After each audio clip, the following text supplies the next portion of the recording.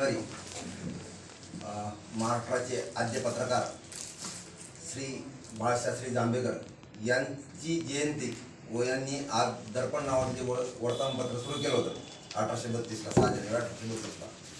तेव्हापासून महाराष्ट्र सरकारने 6 जानेवारी रोजी पत्रकार दिन साजरा करण्यात ठरवलेलं आहे।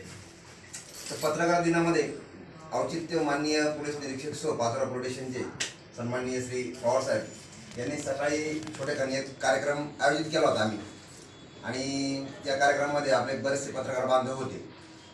काही तुम्ही कामानिमित्त बाहेर असतील, काहींना निरोप नसेल पोहोचला, त्याबद्दल आम्ही दिलगिरी व्यक्त करतो ज्यांच्यापर्यंत निरोप पोहोचला नाही।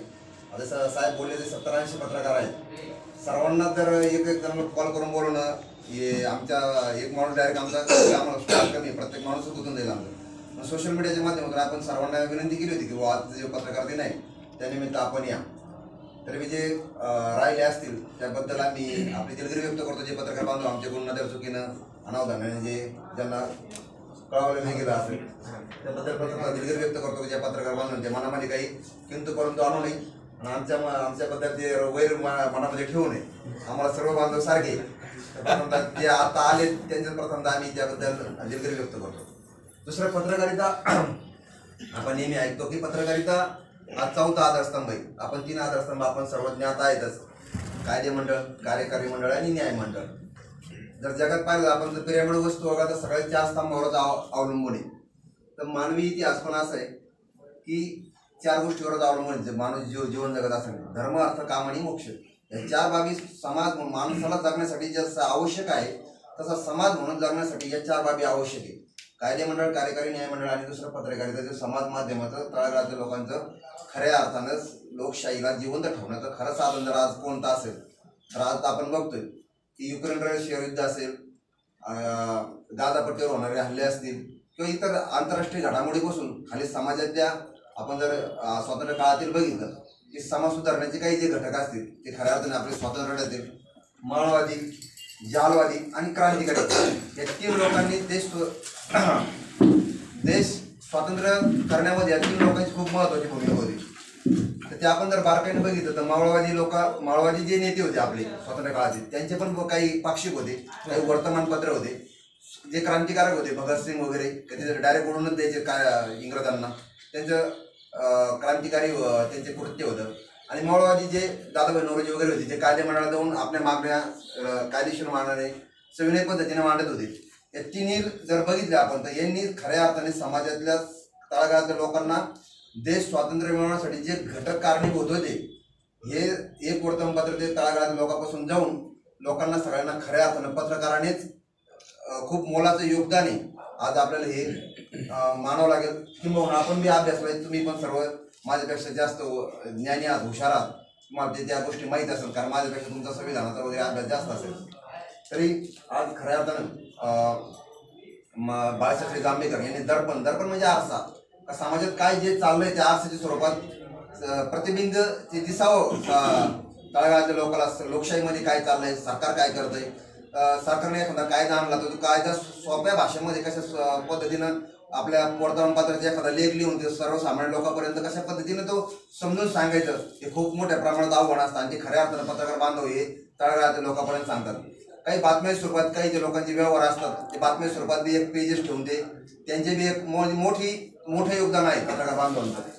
आणि आमचे बी योग्य ठिकाणी जिथं आमची स्तुती केली जाते आणि जिथं आमची कोण चुकी होत झाली तिथे आमचे वाभाडे पण काढले जातात, तर ते पण आम्ही मान्य करतो। चांगल्या गोष्टी तुम्ही आमची स्तुती पण करता आणि जिथं आमच्या पोलीस बांधवांचं काही चुकतं त्या पद्धती तिथे बी आपण आमच्या टीकाटिप्पणी होत असतात, तो आमच्या नोकरीचा भाग आहे। असो तरी आपण पत्रकार बांधव सकाळी आपण इथे उपस्थित नव्हते आपली, आता आपण इथं आलात, आमच्या विनंतीला मान दिला।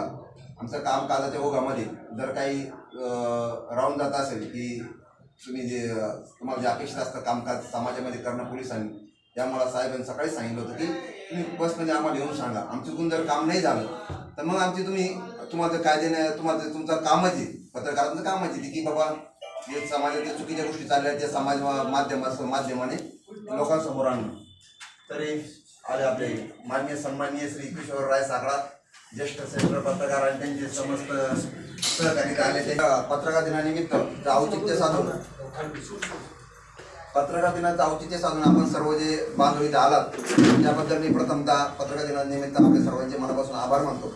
सराफ साहेब, तुम्ही जे म्हटले की मला कॉल केला कारण सकाळी मी 2 पत्रकारांची खंत व्यक्त केली होती, त्याबद्दल आम्ही दिलगिरी व्यक्त करतो. पण साहेबांनी सांगितलं त्याप्रमाणे आम्हाला प्रत्येक पर्सनली आता जाता येत नाही, कारण सोशल मीडिया युग आहे. आमचं तोच सोशल मीडियावर एखादा पेशंट टाकला की तोच आमचं निमंत्रण समजतो तुम्ही येत जा.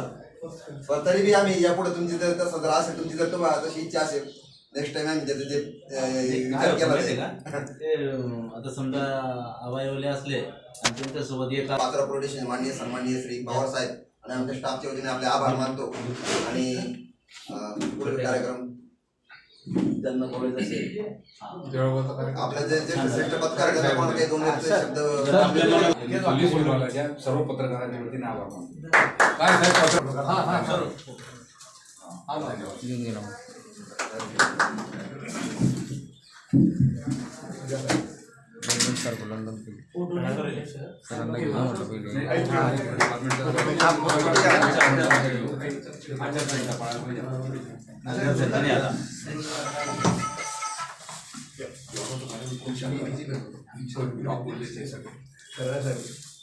कळे साहेब होते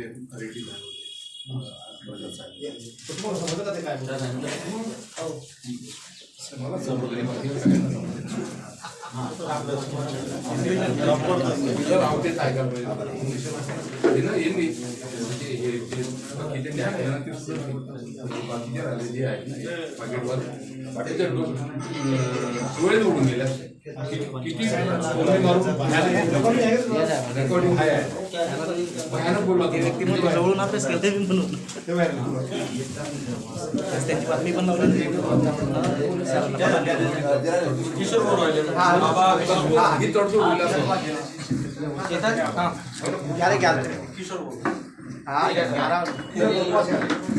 साहेब इकडे महादेवाचे बघताय का आता मॉडर्न बोलावं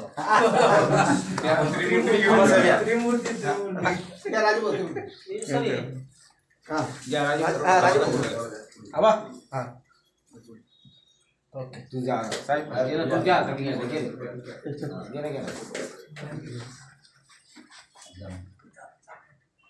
फोटो